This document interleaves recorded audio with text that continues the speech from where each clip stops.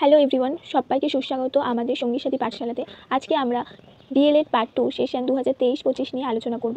আজকে session 2023-25-এর part 2 এর educational studies CC02 নিয়ে আমরা আলোচনার ক্লাসে আমরা অধ্যায় 2 নিয়ে কয়েকটা খুব গুরুত্বপূর্ণ প্রশ্ন নিয়ে আলোচনা করব। এখানে আমরা প্রত্যেকটা প্রশ্নের মান রেখেছি 2 এবং 7। আজকে আমাদের দ্বিতীয় অধ্যায় শিখন, শিক্ষার্থী এবং শিক্ষণ, এই নিয়ে আমাদের আলোচনার বিষয়। ইতিপূর্বে আমরা অধ্যায় 1 থেকে গুরুত্বপূর্ণ 2 নম্বরের 10টা প্রশ্ন আলোচনা করে ফেলেছি। অবশ্যই তোমরা চ্যানেলে ভিজিট করে সেটা দেখে নেবে। আমাদের প্রথম প্রশ্ন রয়েছে, স্কিমা কাকে বলে? জ্ঞান বা প্রজ্ঞা সব থেকে ক্ষুদ্র একক হলো স্কিমা। এটি একটি স্কিমা সংযুক্ত হয়ে নতুন প্রজ্ঞা বা জ্ঞানের একক বা নতুন স্কিমা তৈরি করে। শিক্ষার্থীদের ক্ষেত্রে স্কিমা হলো নতুন জ্ঞান বা প্রজ্ঞার জন্ম। আমরা এখানে কি বলছি, জ্ঞানের ক্ষুদ্র একক হচ্ছে স্কিমা। একটা জ্ঞান বা ক্ষুদ্র একক স্কিমা সংযুক্ত হয়ে একটা জ্ঞানের সৃষ্টি হয়। 2 নম্বর প্রশ্ন হচ্ছে, শিক্ষণ বলতে কি বোঝো অথবা শিক্ষণের সংজ্ঞা দাও। খুব গুরুত্বপূর্ণ প্রশ্ন, এগুলো কিন্তু বারবার পরীক্ষায় আসে। শিক্ষণ বলতে বোঝায় শিক্ষার্থীদের শিখনে সাহায্য করার জন্য তথ্য ও কৌশল সমূহের সার্থক সমন্বয়ে গঠিত শিক্ষক নির্ভর প্রক্রিয়াটিকেই শিক্ষণ বলা হয়। একটি শ্রেণীকক্ষকে পর্যবেক্ষণ করে বলা যায় যে শিক্ষক শিক্ষার্থীকে সার্থকভাবে পাঠদান করার উদ্দেশ্যে যা কিছু করেন তাকে শিখন বলা হয়, এবং শিক্ষার্থীরা এই শিক্ষা থেকে যা কিছু শেখে এবং আত্মস্থ করে তাকে শিখন বলা হয়। তাই শিক্ষণের সঙ্গে অঙ্গাঙ্গিনভাবে সম্পর্কিত। এর সঙ্গে শিখন কখনো ফলপ্রসূ হয় না সফল শিক্ষণ ব্যতীত। শিক্ষণ আসলে হলো শিক্ষক শ্রেণীকক্ষে যা কিছু করেন তার পাঠদানটিকে সফল করে তোলার জন্য, শিক্ষার্থীদের কাছে সেটি মনোগ্রাহী করে তোলার জন্য সেইগুলিকেই একত্রে আমরা শিখন বলে থাকি। 3 নম্বর প্রশ্ন হচ্ছে, শিখন কাকে বলে? শিখন বলতে কী বোঝো? শিখনের সংজ্ঞা দাও। সাধারণত শিখন বলতে বোঝায় এমন একটি বিশেষ প্রক্রিয়া যার মাধ্যমে শিক্ষার্থীর আচরণের পরিবর্তন ঘটে। তবে শিক্ষাগত অধ্যয়নে এই শিখনের বিশেষ সংজ্ঞা বলা হয়েছে। শিখন হলো এমন এক ধরনের বিশেষ প্রক্রিয়া যা ব্যক্তির আত্মসক্রিয়তা বাড়িয়ে তোলে, আচরণের পরিবর্তন ঘটায়, উদ্বোধক ও পারস্পরিক ক্রিয়ার ফলে সম্পন্ন হয়, প্রশিক্ষণ ও অভিজ্ঞতার প্রভাবে সৃষ্টি হয়, অভিযোজনের জন্য প্রয়োজনীয় আচরণ করতে শেখায়। শিক্ষণ আমাদের শিক্ষক যা আচরণ করে সেটা হচ্ছে আমাদের শিখন, আর শিক্ষণ থেকে শিক্ষার্থী যা শিখে সেটা হচ্ছে শিখন। তাই শিক্ষকের বিষয়বস্তু উত্থাপন করে, বিভিন্ন কৌশল অবলম্বন করে এবং শিক্ষার্থীকে সক্রিয় করে তোলার প্রচেষ্টা করে, পাঠে আগ্রহী করে তোলার প্রচেষ্টা করে। শিক্ষার্থী সেই সময় কী করে, তা শিক্ষকের কার্যগুলিতে মনোযোগ সহকারে শোনে, তিনি যা বলে সেগুলো করে, সক্রিয়ভাবে পাঠে অংশগ্রহণ করে, উদ্বোধক এবং পারস্পরিক ক্রিয়ার ফল শিক্ষকের সাথে সংযুক্তভাবে ক্লাসটি করে এবং দেখে, শোনে, বোঝার চেষ্টা করে, প্রয়োজন হলে প্রশ্ন করে, প্রশিক্ষণ প্রাপ্ত করে কার কাছ থেকে? শিক্ষকের কাছ থেকে, এবং তার পূর্ব অভিজ্ঞতার সাথে নতুন অভিজ্ঞতা বা জ্ঞানকে সমন্বয় করে নতুন অভিজ্ঞতার সৃষ্টি করে, অভিযোজনে প্রয়োজন। এবং এগুলি কি আমরা জানি যে আমাদের বর্তমানে শিক্ষা ব্যবস্থা হচ্ছে এমন একটি শিক্ষা ব্যবস্থা যেখানে শিক্ষার্থীকে কর্মে উপযোগী বা জীবন ধারণে উপযোগী এমন শিক্ষা দিতে হবে বা প্রয়োজনীয় শিক্ষা দিতে হবে, সেই বিষয়টিকে আমরা অভিযোজনে প্রয়োজনীয় আচরণ করতে শেখাই। 4 নম্বর প্রশ্ন, পরিণমন বলতে কী বোঝো অথবা পরিণমন কাকে বলে অথবা পরিণমনের সংজ্ঞা দাও। পরিণমন কথার অর্থ হলো পরিবর্তন। শিশুর জন্মের পর থেকে যখন ধীরে ধীরে বড় হতে থাকে তখন তার দৈহিক মানসিক পরিবর্তন ঘটে, এই পরিবর্তনকে পরিণমন বলা হয়। যেমন বয়স বৃদ্ধির সঙ্গে সঙ্গে শিশুর পাকস্থলী বৃদ্ধি পায়, ফলে হজম শক্তি বৃদ্ধি ঘটে, হাঁটার জন্য পায়ের পেশিগুলি আরও পুষ্ট হয়, লিখনের ক্ষেত্রে সূক্ষ্ম পেশিগুলি সাবলীল হয়ে ওঠে, ফলে আঙুল চালাতে তাদের সুবিধা হয়। অর্থাৎ উৎকর্ষতা এবং অভিযোজন ক্ষমতার বৃদ্ধিকে পরিণমন বলা হয়।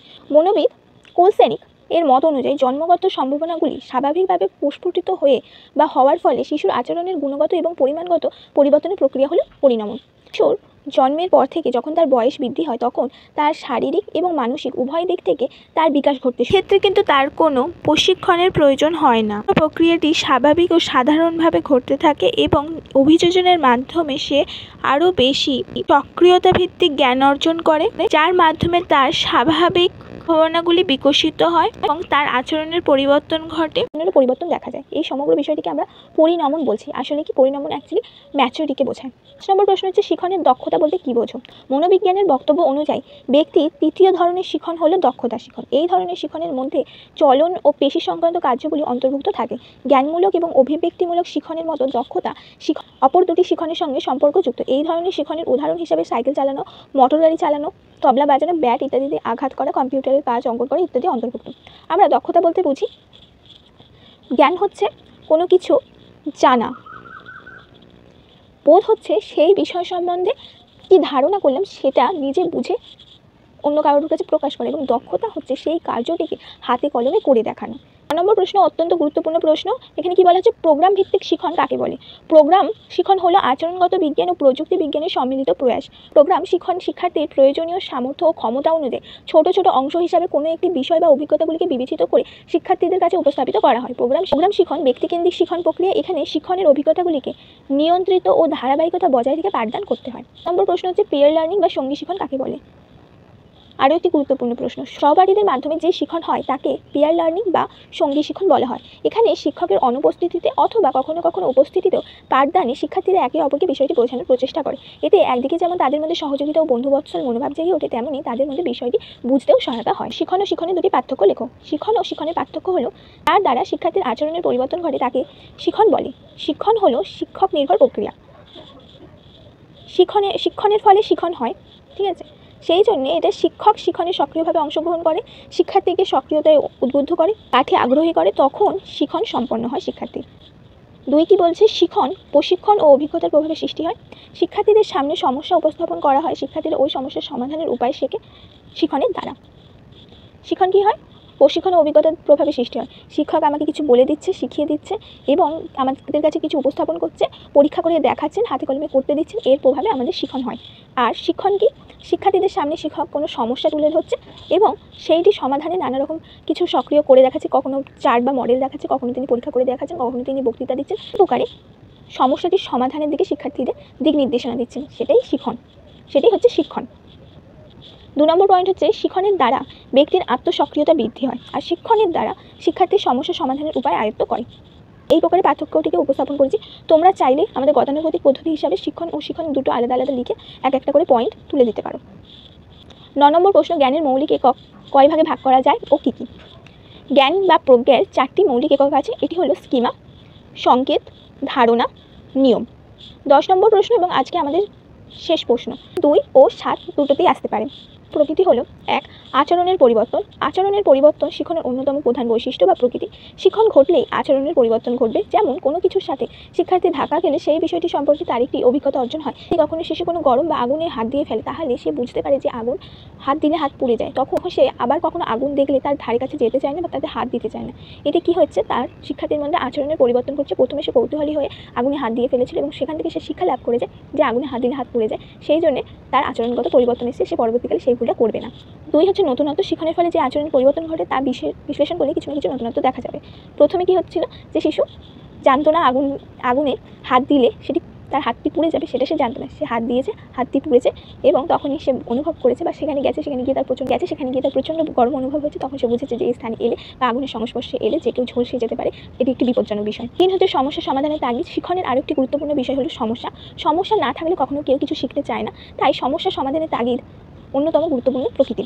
আমরা যদি আমাদের ডিএলএড কোর্সটিকে ধরে নিই, প্রাথমিক শিক্ষক শিক্ষিকাকে উপযুক্ত প্রশিক্ষণ দিয়ে একজন আদর্শ শিক্ষক শিক্ষিকা হিসাবে গঠন করে তোলাই হচ্ছে এই কোর্সটির অন্যতম গুরুত্বপূর্ণ কাজ। এখানে কি সমস্যা হচ্ছে প্রাথমিক শিক্ষাকে গুরুত্ব। প্রাথমিক শিক্ষাই হচ্ছে শিক্ষার্থীদের ভিত তৈরি করে, আগামী দিনের ভবিষ্যতের ভিত তৈরি করে। প্রাথমিক শিক্ষা সফল না হলে শিক্ষার্থীদের পরবর্তী শিক্ষণ সম্পূর্ণ হবে না। সেই জন্যে এবং দক্ষ শিক্ষক ছাড়া কখনোই শিক্ষাদান সম্ভব নয়, সেইটির প্রয়োজন অনুভব হয়েছে। প্রাথমিক শিক্ষায় সমস্যা দেখা গিয়েছে, সেই সমস্যাকে সমাধান করার জন্যই আজ আমাদের এই ডিএলএড ডিগ্রি কোর্সটির আবির্ভাব ঘটেছে এবং শিক্ষক প্রশিক্ষণের ব্যবস্থা করা হয়েছে। এখন চর্চা নির্ভর, চর্চা বা অনুশীলনের উপর নির্ভরশীল। চর্চা বা অনুশীলনের অভাবে শিখন শক্তি হ্রাস পায়। তোমরা যে বিষয়টি শিখলে বা শিখছো, সেই বিষয়টি যদি তোমরা অনুশীলন না করো, আজকের এই সমগ্র ক্লাসটিতে আমরা যা শিখলাম সেটা যদি তোমরা আর কখনো রিভিশন না করো, তাহলে সমস্ত বিষয়টিই ভুলে যাবে। পুরো বিষয়টিকে জেনে রাখতে হলে এবং মনে রাখতে হলে চর্চা করতে হবে, অনুশীলন করতে হবে। আমাদের এডুকেশনাল স্টাডিজের গুরুত্বপূর্ণ 10টা প্রশ্ন, যেগুলো বারংবার পরীক্ষায় আসে। এই প্রশ্নগুলো ঘুরিয়ে ফিরিয়ে আসে এই অধ্যায় থেকে, সেই জন্য আমি এখান থেকে এই কটি প্রশ্ন উল্লেখ করেছি। ইতিমধ্যে আমরা তোমাদের এডুকেশনাল স্টাডিজ, কন্টেম্পোরারি স্টাডিজ এবং পেডাগজি অ্যাক্রস কারিকুলাম থেকে প্রত্যেকটা বিষয়ের প্রথম অধ্যায়ের গুরুত্বপূর্ণ 10টি করে প্রশ্ন ভিডিও আপলোড করা আছে চ্যানেলে, অবশ্যই তোমরা সেগুলো গিয়ে দেখে নেবে। আজকের ক্লাসটি এখানেই, এর পরের দিন আমরা কন্টেম্পোরারি স্টাডিজ নিয়ে আলোচনা করব।